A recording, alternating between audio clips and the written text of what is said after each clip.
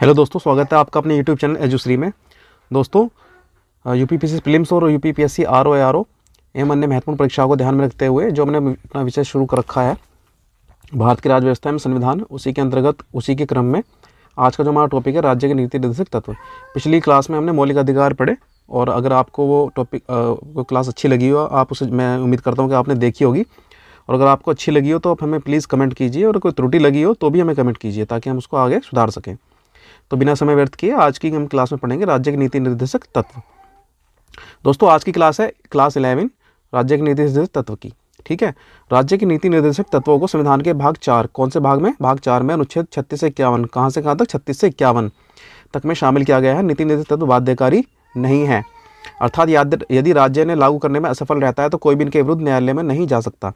नीति निर्देशक तत्वों की स्वीकृति राजनीतिक जो ठोस संवैधानिक और नैतिक दायित्वों पर आधारित है, यानी कि नैतिक दायित्व है किसी राज्य के लिए, ना कि कंपलसरी है।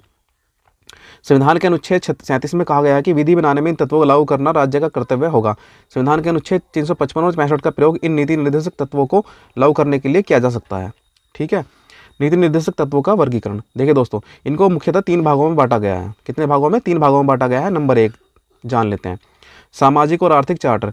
न्याय पर आधारित सामाजिक संरचना अनुच्छेद 38(1) में कहा गया है कि राज्य ऐसी सामाजिक व्यवस्था की जिसमें सामाजिक, आर्थिक और राजनीतिक न्याय, कौन कौन सा न्याय, सामाजिक, आर्थिक और राजनीतिक न्याय, ये हमने प्रस्तावना में पढ़ा था, राष्ट्रीय जीवन की सभी संस्थाओं को अनुप्रमाणित करे, भरसक प्रभावी रूप से स्थापना और संरक्षण करके लोक कल्याण की अभिवृद्धि का प्रयास करेगा, यानी कि ऐसा जिसमें लोक का कल्याण या समाज का कल्याण हो सके। आर्थिक न्याय अनुच्छेद 39 कहता है कि राज्य अपनी नीति का इस प्रकार संचालन करेगा कि पुरुष और स्त्री को समान जीविका यानी कि समान कार्य के पर्याप्त साधन करने का अधिकार हो। पुरुष और स्त्री को दोनों को समान कार्य के लिए समान वेतन प्राप्त हो।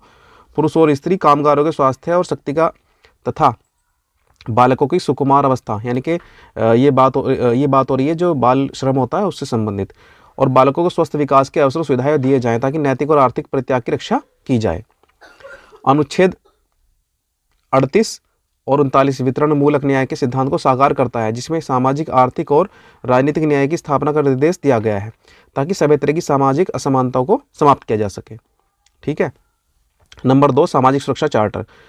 इसमें क्या क्या आता है? उद्योग के प्रबंधन में कामगारों की भागीदारी, ये किस में आता है? अनुच्छेद 43 क्या है? ये कई बार आ चुका है प्रश्न। कुछ दशाओं जैसे बेकारी, बुढ़ापा, बीमारी, निशक्तता में काम, शिक्षा और लोक सहायता पाने का अधिकार। अनुच्छेद 41 द काम करने की न्यायसंगत और मानवोचित दशा, यानी कि ऐसी मतलब काम जो जहाँ पे काम कर रहे हैं वो वहाँ पे जो है वो न्यायसंगत और मानवोचित होनी चाहिए। अनुच्छेद 42 में आता है कामगारों के लिए निर्वाह मजदूरी। अनुच्छेद 43 बच्चों को जब तक वे 14 वर्ष की आयु प्राप्त नहीं कर लेते तब तक निःशुल्क और अनिवार्य शिक्षा प्रदान करना, किसमें आता है? अनुच्छेद 45 में आता है। हालांकि 86वें संविधान संशोधन 2002 के बाद अनुच्छेद 45 में यह वर्णित है कि राज्य सभी बालकों को 6 वर्ष की आयु पूरी होने तक प्रारंभिक बचपन की देखभाल करने का प्रयास करेगा। पोषाहार स्तर और जीवन स्तर में सुधार करना अनुच्छेद किस में आता है? 47 में आता है, जिसमें विशेष प्रावधान किए गए हैं जिसमें विशेष रूप से मद्यपान निषेध शामिल है। दुर्बल वर्गों के शिक्षा और अर्थ संबंधी हितों की अभिवृद्धि करना अनुच्छेद 46 में आता है। आर्थिक रूप से पिछड़े वर्गों को समान न्याय और निःशुल्क विधिक सहायता, ये किस में आता है? अनुच्छेद 39 कै में आता है। अब आता है नंबर 3 सामुदायिक कल्याण चार्टर। इसमें क्या है? समान नागरिक संहिता अनुच्छेद 44। वैसे तो राज्य ने हिंदू पर्सनल लॉ, जो कि सिखों और जैन और बौद्धों पर भी लागू होता है, में सुधार करने और संहिताबद्ध करने का प्रयास किया, लेकिन अभी तक मुस्लिमों, ईसाइयों और पारसियों को समान नागरिक संहिता के तहत लेने के लिए कोई प्रयास नहीं किया गया है। वैसे इस पे काम हो चुका है। बी कृषि और पशुपालन का संगठन अनुच्छेद 48 सी में आता है। वन तथा वन्य जीवों का संरक्षण किस में आता है? अनुच्छेद 48 कै में आता है, वन तथा वन्य जीवों का संरक्षण। डी स्मारकों का संरक्षण, यानी कि जो हमारे देश में जो स्मारक हैं उनका संरक्षण। ई कार्यपालिका से न्यायपालिका का पृथक्करण अनुच्छेद 50F में आता है। अंतर्राष्ट्रीय शांति और सुरक्षा की अभिवृद्धि अनुच्छेद 51 में आता है, यानी कि अंतर्राष्ट्रीय शांति और सुरक्षा से अभिप्राय है मान लिया किसी देश से हमारा विवाद आ जाता है तो ऐसा नहीं कि उसमें तुरंत उस पर हमला कर दिया जाए, वहाँ पर शांति बनाने का कार्य, सुरक्षा की अभिवृद्धि, ये किस में आता है? अनुच्छेद 51 में आता है। अनुच्छेद 51 में दिए गए निर्देशों का पालन करते हुए संसद ने मानवाधिकार संरक्षण अधिनियम 1993 बनाया, पारित किया, जिसमें राष्ट्रीय मानवाधिकार, जिसके तहत राष्ट्रीय मानवाधिकार आयोग का गठन और मानवाधिकार न्यायालयों की स्थापना का प्रावधान है, ताकि देश के अंदर और बाहर मानवाधिकार हनन की समस्याओं से निपटा जा सके। जी, ग्राम पंचायतों का गठन अनुच्छेद 40 में। इस प्रावधान का उद्देश्य निचले स्तर तक लोकतंत्र की स्थापना करना है। जैसे कि आपने देखे होंगे नगर निगम, फिर उसके नीचे नगर पालिका, फिर नगर पंचायत, फिर ग्राम पंचायत, ठीक है। तो ये उसी संबंधी था कि जो हमारा जो एक चैन चली हुई है वो नीचे तक पहुंच सके, यानी कि जो जो लोक कल्याणकारी कार्य हैं वो नीचे तक पहुंच सके। अब इससे संबंधित एक महत्वपूर्ण फैसला क्या था? नीति निर्देशक तत्वों से संबंधित सर्वोच्च न्यायालय के निर्णय। अब इसमें क्या था?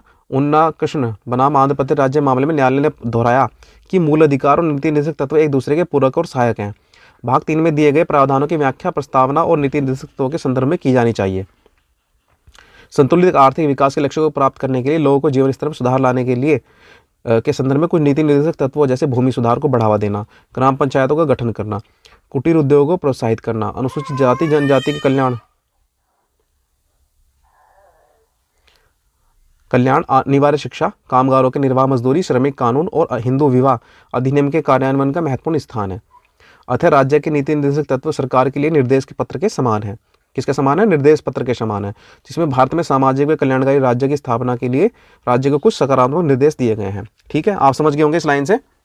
यानी कि भारत में सामाजिक व कल्याणकारी राज्य की स्थापना करने के लिए राज्य को कुछ सकारात्मक निर्देश दिए गए हैं, यानी कि ऐसे पॉजिटिव डायरेक्टिव्स हैं जो जिसके थ्रू लोक कल्याणकारी योजनाओं को लागू किया जा सके। ठीक है, तो दोस्तों उम्मीद करता हूँ मैंने बड़े सरल तरीके से आपको समझा दिया है, थोड़ा जल्दी ही सही, लेकिन आप इसकी जो स्पीड है इसको कम करके आप इसको आराम से समझ सकते हैं।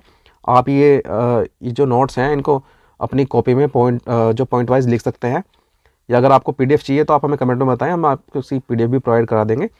जल्दी हम टेलीग्राम चैनल बनाने जा रहे हैं। कई कैंडिडेट्स का ये कमेंट आया था कि हमें PDF दे दीजिए। PDF जरूर मिलेगी आपको, ऐसा कुछ नहीं है, PDF हम देंगे।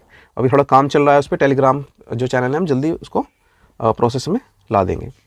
ठीक है दोस्तों, तो आज की क्लास में इतना ही था। उम्मीद करता हूँ कि आपको समझ में आया होगा।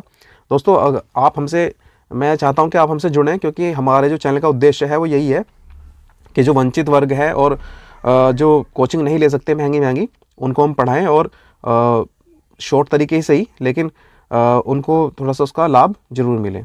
ऐसा नहीं है कि कोई भी एग्ज़ाम सिर्फ कोचिंग के भरोसे ही क्लियर किया जा सकता है। हर एग्ज़ाम आप सेल्फ स्टडी से भी कर सकते हैं। उसी के लिए हमारा ये चैनल एक छोटा सा प्रयास है। चलिए दोस्तों, अगर आपने हमारा चैनल सब्सक्राइब नहीं किया हो तो सब्सक्राइब कर लें।